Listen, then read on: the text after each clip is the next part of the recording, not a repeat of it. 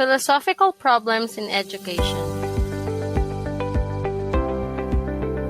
There are a number of basic philosophical problems and tasks that have occupied philosophers of education throughout the history of the subject.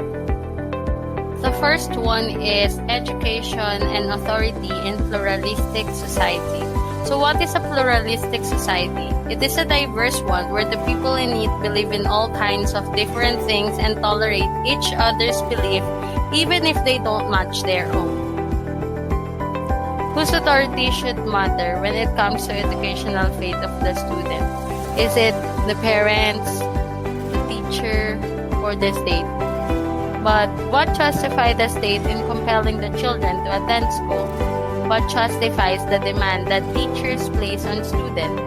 Is the freedom of students rightly curtailed by the state?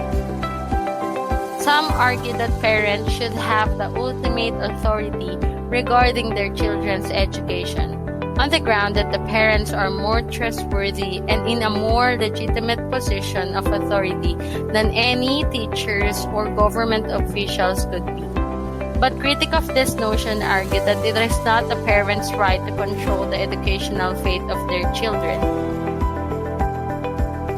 Second, critical thinking.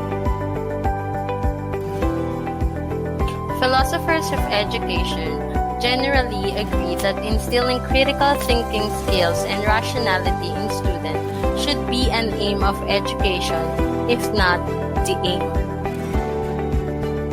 What is it exactly to think critically, and why should educators hold it in such high esteem?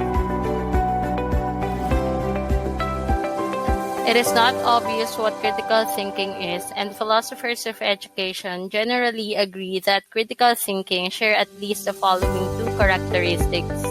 Number one, they are able to reason well, to construct and to evaluate various reasons that have been or can be offered for or against a candidate's beliefs, judgment, and action. And number two, they are disposed or inclined to be guided by the reasons so evaluated to judge and act in accordance with the result of such reasoned evaluations.